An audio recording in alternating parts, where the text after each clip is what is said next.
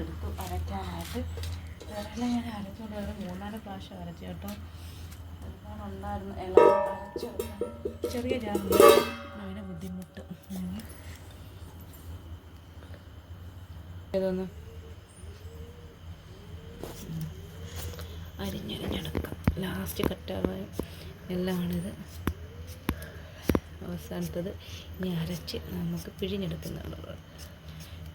ഭയങ്കര ബുദ്ധിമുട്ടാട്ടോ ഇതിങ്ങനെ അരച്ച് പിഴിഞ്ഞൊക്കെ എടുക്കുന്നത്. ഞാൻ ഇതിൻ്റെ കൊത്തൊന്നും കളയൂല. സാധാരണ എണ്ണ കാച്ചുന്നൊരു കളയില്ലെന്ന് എനിക്ക് അറിഞ്ഞൂടാ. എൻ്റെ അടുക്കത്തുള്ള ഈ 2 വിലകൾ ഉള്ളവരാണെങ്കിൽ എല്ലായിടും വാരി തലയിൽ പൊത്തും. അതിൽ ഞാൻ അരച്ചിട്ട് വരാവേ. അവസാനത്തെ ജെല്ലാണ്. പിഴിഞ്ഞെടുക്കുന്നതാണ് ഭയങ്കര ബുദ്ധിമുട്ടായ കാര്യങ്ങളൊന്നും നടക്കില്ലല്ലോ. പിന്നെ നമുക്ക് എണ്ണ വേണമെങ്കിൽ എൻ്റെ അനിയത്തിക്ക് എണ്ണ സെയിലുണ്ട്. അവിടുത്തെ ഞാൻ പറയാം, റേറ്റും കാര്യങ്ങളൊക്കെ പറയാവേ. എന്നിവിടെ നമുക്ക് പോസ്റ്റ് ചെയ്ത് അയച്ചു തരാൻ പറ്റൂല, വീട്ടിൽ നമ്മൾ മേടിക്കേണ്ടി വരും. കാരണം അതിനു വേണ്ടി നമ്മൾ ഡെവലപ്മെൻ്റ് ആയിട്ടില്ല.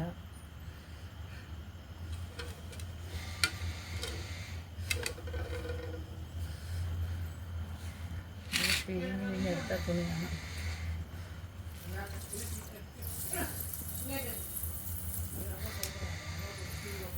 കറ്റാറായ അവസാനിച്ചിട്ട് കൂടുതലായിരുന്നു, അതുകൊണ്ടാണ് ഇത്ര ജെല്ല് വന്നത്.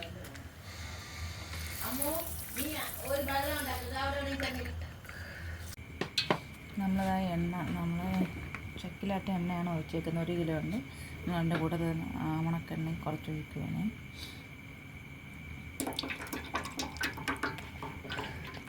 അങ്ങനെക്കാണിത്.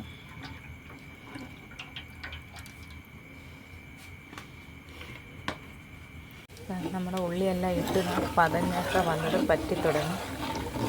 ഉള്ളി നല്ലോണം ഞാൻ മൂപ്പിച്ചെടുക്കത്തില്ല. കാരണം നമ്മൾ മറ്റുള്ള അരപ്പും കൂടെ ഇടുമ്പോഴേ അരപ്പെന്ന് മീൻസിന്ന് ഒഴിച്ച് നമ്മുടെ ഇല ഐറ്റംസിൻ്റെ ജ്യൂസുകളൊക്കെ ഉണ്ടല്ലോ, അതിടുമ്പോഴത്തേക്കും ഇതുമായിട്ട് കിടക്കണം. കറക്റ്റ് പരിവായി കിട്ടും നമുക്ക്. കണ്ടോ, ഇപ്പോൾ തന്നെ ഒരുമാതിരി ചുരുങ്ങി സാധനം. ഓരോരുത്തരും ഓരോ രീതിയിലാണ് ഉള്ളിയിട്ട്. അത്യാവശ്യം മണവും കാര്യങ്ങളൊക്കെ ഉണ്ട്. രാത്രിയിലാണ് ഇതിന് ചെയ്യുന്നത്. കാരണം എനിക്ക് സമയത്ത് ഒട്ടും എണ്ണയില്ല. എന്നാവട്ടെ നാളെ ആവട്ടെ നമ്മൾ നീക്കി സാധനം ഇതിൽ പോയിട്ടുള്ളത്. മടി കൊണ്ടാണ് ഇതൊക്കെ ചെയ്യാനത്. നമുക്കിനി നമ്മുടെ സാധാരണ സാമഗ്രി കുറേശ്ശെ ഒഴിക്കും.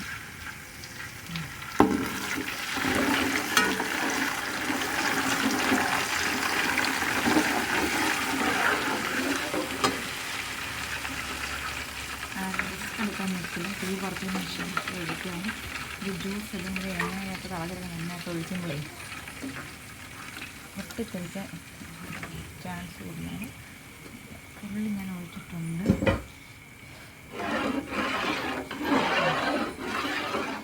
ഇപ്പം വെള്ളം കടന്നു പച്ചക്കറി പിന്നെ ഇതിൽ പരിവുള്ളത് നല്ലോണം കറക്റ്റ് പരിവാകുമ്പം കറക്കും സാധനം.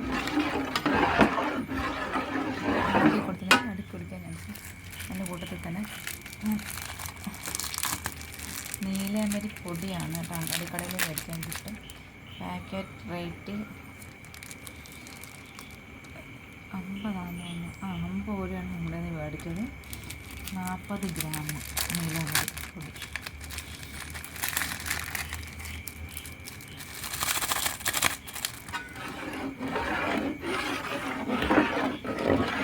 പാക്കറ്റ് പൊട്ടിക്കാനുള്ള കേട്ടോ. ഇച്ചിരി അടയ്ക്കൊന്നും പെട്ടെന്ന് അടിക്കി പിടിക്കില്ല സാധനം.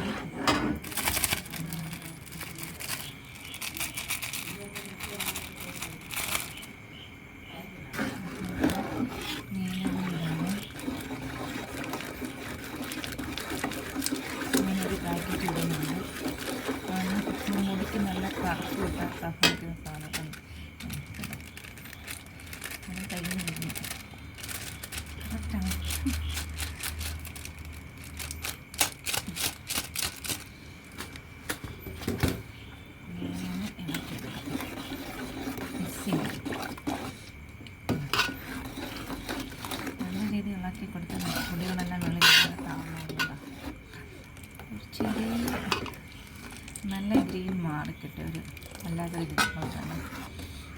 നമ്മൾ ഓരോ ഐറ്റം ചേർക്കുമ്പോഴും അങ്ങനെ കിടന്ന് വെന്ത് അത് കഴിയാനാവില്ല. ഒരു കിലോ വെച്ച് 1 കിലോ എണ്ണ കിട്ടണമെന്നില്ല, എണ്ണ കുറയും. കാരണം ഇതെല്ലാം കുടിക്കുന്ന സാധനമാണ്. ഇന്ത്യയുടെ പരിവൊക്കെ നോക്കി നേരത്തെ ഇങ്ങോട്ട് സാധനം ചുരുങ്ങി.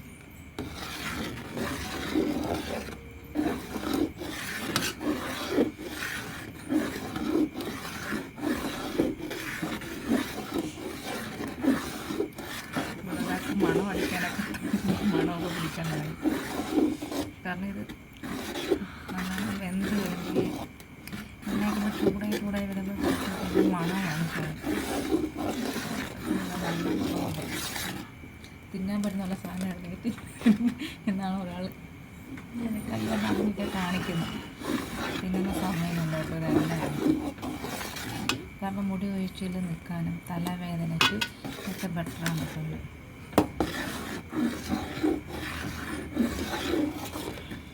ഇലകളെല്ലാം അരയ്ക്കുന്ന സാധനമുണ്ട്. 2-3 ഇലകളൊക്കെ ഞാൻ ഒഴിവാക്കി, കിഴിയാറിനെ ഒഴിവാക്കി, മുരിങ്ങയില ഒഴിവാക്കി. കിഴിയാറിന് ഇല കിട്ടിയിട്ടില്ല, കാരണം ഞാൻ പോയിട്ട് അതിൽ കണ്ടില്ല എന്നുള്ളതാണ്. കിട്ടിയിരുന്നെങ്കിൽ അത് 2 മുരിങ്ങ കിട്ടാൻ. നമ്മുടെ തൊട്ടിപ്പുറത്തെ നിലയിൽ ഇത് മുരിങ്ങയില ഉപയോഗിച്ചത് മുരിങ്ങയില, അതുകൊണ്ട് അത് എടുത്തില്ല. നമ്മൾ നല്ല നല്ല സാധനങ്ങൾ നമ്മൾ എടുക്കുന്നത്. ഗ്രാമ്പൂവാണ്.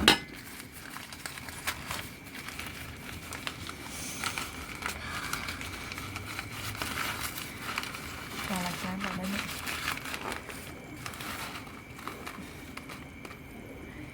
എത്ര ഉണ്ട് ഗ്രാമ്പൂ ഇടുന്നത്?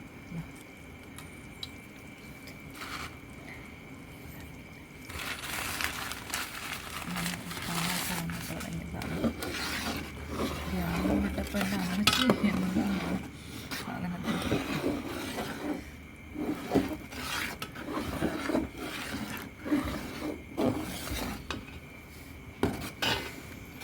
ഇനി ഞാൻ ഒരു സാധനം കൊണ്ടുണ്ട്, റോസ്മേരി.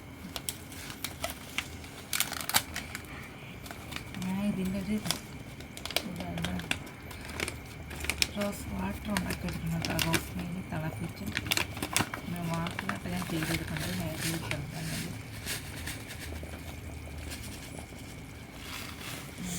ക്ലീൻ ചെയ്ത് വെച്ച സാധനമാണ്, കഴുകി ഉണക്കി കവറിനകത്ത് കെട്ടി വെച്ചതാണ്. മറ്റൊന്നതിനകത്ത് നമ്മൾ കടയിൽ നിന്ന് പാക്കറ്റ് മേടിക്കുന്നതാണ്. ഞാനത് പൊട്ടിച്ച് കഴുകി ക്ലീൻ ചെയ്ത് ഉണക്കിയെടുക്കുന്നതാണ് കേട്ടോ. വെയിൽ തന്നെ നമ്മുടെ എണ്ണ ഏകദേശം ആയിട്ടുണ്ട്. ഭയങ്കര കരിക്കട്ടൊക്കെ വിട്ടിട്ടുണ്ട്. ഞാനെടുക്കുന്ന പരിവ് ഇതാണ് കേട്ടോ. ഇത് ഇനി ഞാൻ ഗ്യാസൊക്കെ ഓഫാക്കിയിട്ട് അടച്ച് വയ്ക്കും.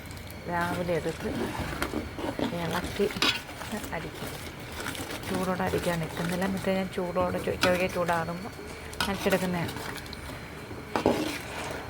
1 കിലോ എണ്ണ ആശയമാക്കി ഒന്നുമില്ല, സമയത്ത് കൂടെ ഉള്ളു, എല്ലാം പറ്റി പരുവായി.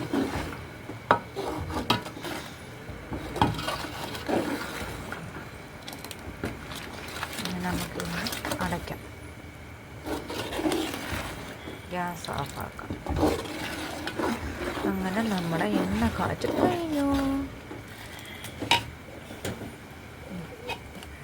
എണ്ണയെല്ലാം കാച്ചി കഴിഞ്ഞിട്ട് ഇനി ഞാനെടുക്കുന്ന പരുവം ഇതാണ്. എനിക്കിത് ഈ പരുവത്തിലെടുക്കുമ്പോൾ കറക്റ്റായിട്ട് തലയിലൊക്കെ തേക്കാനുള്ള ഒരു ഇത് കറക്റ്റായിട്ട് ഇട്ടുന്നത്. ഓരോരുത്തർക്കും ഓരോ രീതിയിൽ കാച്ചെടുക്കാം. നല്ല കുറുകി ഒന്നും കൂടെ പറ്റിച്ചെടുക്കണമെങ്കിൽ എടുക്കാം, പക്ഷെ നമുക്ക് എണ്ണ കാണത്തില്ല. അപ്പം ഞാൻ ഇതും അരിച്ചെടുത്ത് ഇതിൻ്റെ കൊത്തൊന്നും ഞാൻ കളയത്തില്ല കേട്ടോ. എണ്ണ ഉപയോഗിക്കാതെ കൊത്ത് ഉപയോഗിച്ചുകൊണ്ടിരിക്കും. അങ്ങനത്തെ പോലെ ഞെരണ്ട സ്വഭാവം, ഞെരണ്ട സ്വഭാവത്തിൽ അഴുക്ക സ്വഭാവം ചിലർക്ക് സാധനം ഇരുന്നിട്ട് ഇങ്ങനെയാണ് ഉപയോഗിക്കുന്നത്. അങ്ങനെയുള്ള സത്തിൻ്റെ അകത്തല്ലേ ഗുണമെന്ന് ആൾക്കാർ പറയാൻ നിർത്തി. എൻ്റെ രാവിലെ ഞാൻ എന്താ എണ്ണ എടുത്ത് നോക്കിയപ്പോൾ ബ്ലാക്കാണ്. എന്നാലും ഇത് ഇളക്കുന്ന സമയത്ത് റെഡ് കളറായിട്ടാണ് വരുന്നുണ്ടോ. നമ്മുടെ എണ്ണ സെറ്റായി കിടക്കുന്നത്. ഇനി നമുക്കിതൊരു തുണിയിൽ പാത്രത്തിനകത്തോട്ട് അരിച്ചെടുക്കണം. അരിച്ച് കുപ്പിയിൽ മാറ്റിയിട്ടിട്ട് മനുഷ്യഷ്ടം വെക്കണം. ഒരു 7 days വെക്കണം കേട്ടോ. അതിൻ്റെ ഗുണങ്ങളെല്ലാം കറക്റ്റായിട്ട് ഇറങ്ങട്ടെ.